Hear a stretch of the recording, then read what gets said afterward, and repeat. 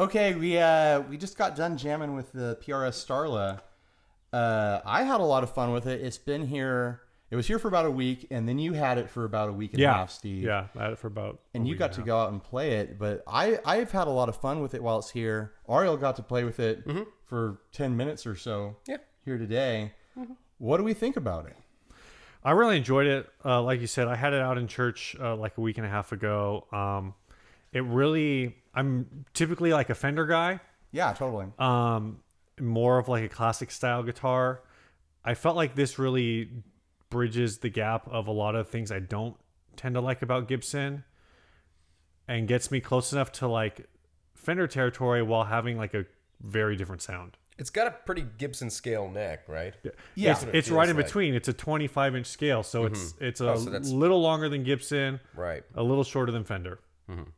It definitely has its own feel. Looking at it, you expect it to have kind of like a Les Paul sort of vibe, right? And I think it kind of lives near that territory as far as being kind of like a dense brick of wood, you know.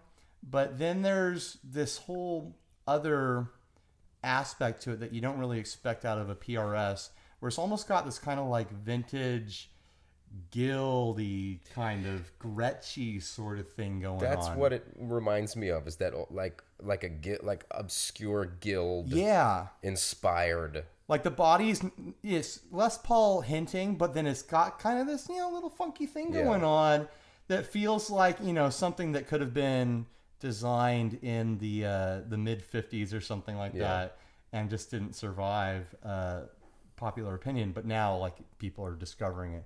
But it's a totally modern design from PRS. It's their own design, but it's got kind of this. It's got an old soul.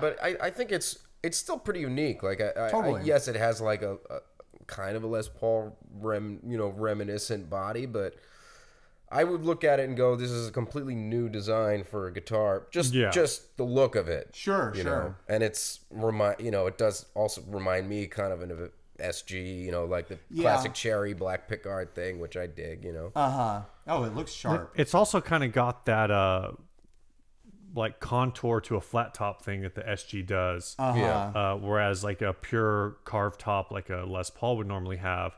So I feel like, again, that's another thing that for me as more of a Fender guy is really comfortable because it is a contoured body. Totally. It's got the belly cut on the back. Like everything about this is just trending towards being like just a very I hesitate to say ergonomic guitar because like ergonomic guitars tend to be like really all over the place, but this is a very comfortable design. Absolutely. I keep gesturing towards it. I know. It's over there. Yeah, it's a little bit in the frame, I'm sure, just in here somewhere. It's a completely comfortable guitar to play. It's not like a lot of Gibson styles where ergonomics are kind of on the back end of the design if it's there at all. But it's kind of still got that good balance of form and function, It looks stunning. It's got a great look. It's got some really neat modern features. It's got the locking tuners. It's got those are cool. It's got pickups designed specifically for this guitar, right? Right, the Starla treble and the Starla bass pickup. I think it's so great that's what they're called. Yeah, it's just there's no numbers. It's like, what kind of guitar is it? It's a Starla. What kind of pickups does it have? A Starla. Well, what's in the neck? Starla bass. What's in the bridge? Starla treble. I really like the sound of these pickups. I wouldn't mind picking up a set off of the used market if I can find them and sticking them in something else, Did you hear that, Paul Reed Smith? I think they kind of have like a neat, jangly, twangy, but still full humbucker kind of feel, Like it does. It's not. You can get some twang without like compromising your signal strength. I didn't love the coil tap. I'm going to be honest with you. You know what? I'm totally agree. Yeah. But I feel that way about every coil tap. Like, I've never picked up a coil tap and been like, yeah, this gets... Because I'm a big single coil guy. Yeah, me too. I've never coil tapped and been like, oh, yeah, now it's a single coil. To me, it always just sounds like a quieter humbucker. Yeah, I feel like when you do a coil tap, you're trying too hard to get too much into one guitar. And most, with the exception of a few that I've played with, the output is so different that it's not worth the switch. Sure. I think where it could be useful is for guys who maybe don't have a boost on their board or don't mess around with pedals very much. If you want a gain change in your song, like that's an easy thing to switch real quick off on your, and it's just on your guitar. Yeah. So if you need a lighter gain sound, then you pull the coil tap. If you need your heavy gain sound, then you go back to your humbucker. Yeah. But it totally doesn't get you. I've never played a coil tap that made me sound like a single coil because it's a completely different character. Yeah, and this one it sounded. I don't want to bash it right away, but it just sounded a little hollow. But then once you keep it into the humbucking mode, it's like you're right. The Starla's kind of, it's somewhere between a standard Gibson PAF and like a TV Jones, like a little bit of TV Jones happening, a little bit of P90s, but I felt like for me the coil tap sound, it was a good enough sound. Mm-hmm. I don't mean like good enough in like a derogatory way. It's like, it's good enough, like the classic, it's good enough for government work, whatever, but more in the way that I felt like I could write songs around the coil tap, or I could write songs around the humbucker, but I couldn't write a song that had both the humbucker and the coil tap in the same song, if that makes sense. I feel like I could write songs with both of them, but I think I wouldn't use the coil tap as my principal sound for this guitar. Like if I went into studio or playing it live, I wouldn't be like, I just leave this on coil tap. I would play this guitar centered around the humbucker sound. Sure. Because I think it's just a better representation of those pickups, and the coil tap just isn't as strong.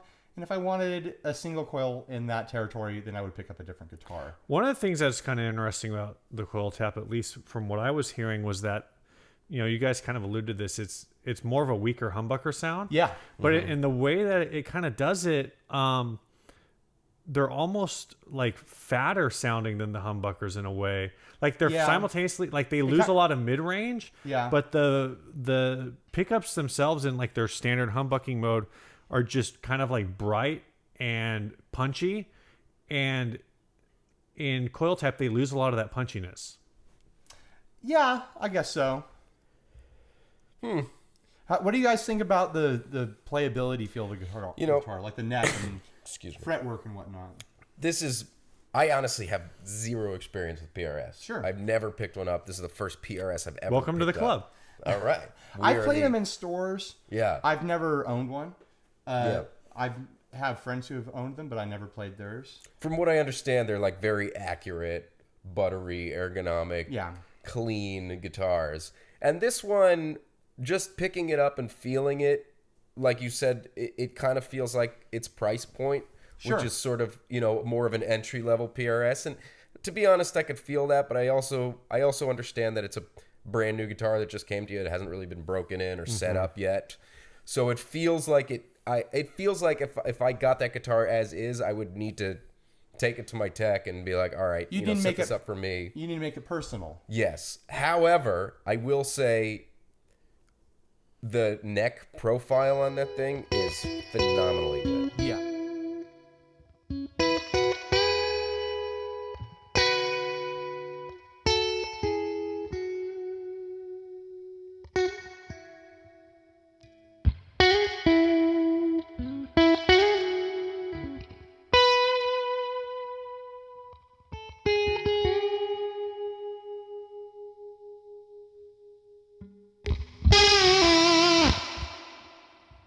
Good. Yeah. It feels so nice in my hand. Just the whole contour of it just feels nice and chunky, and something that if I was on stage, I could really just sort of sit back and just let the guitar play itself. Yeah. I like that it's a modern feeling neck with, modern fret appointments and kind of a modern shape, but then it's still a nice full neck. Like it's not some kind of like, let's see how thin we can make it sort of deal. Yeah. Like it feels like a classic neck. Yeah, it's got like a V to C or medium V feel to it. Yeah, totally. I really like the, and you see this on more modern guitars. You don't see this on like what Gibson's doing. You obviously don't see it on Fender because it's all bolt-on, but the way that the neck heel is contoured is really comfortable and really smooth. Cool.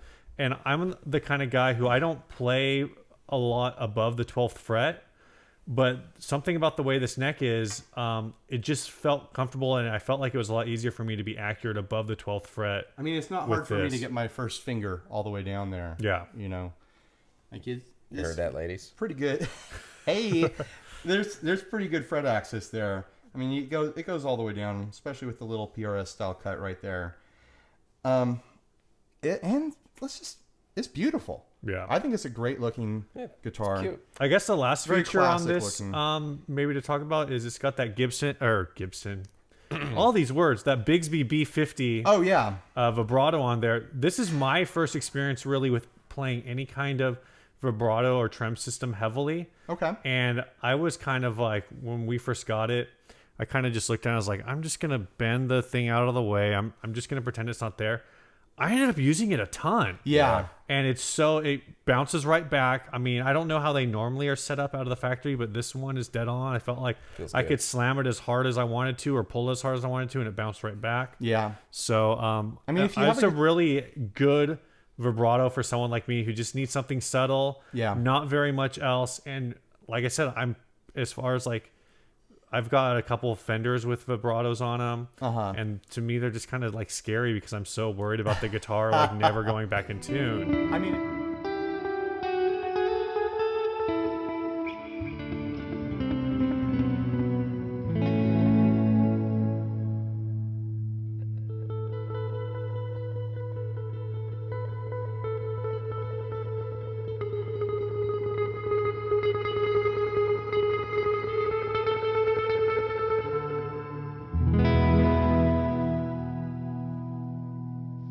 I mean, it really is dependent on the setup of the guitar.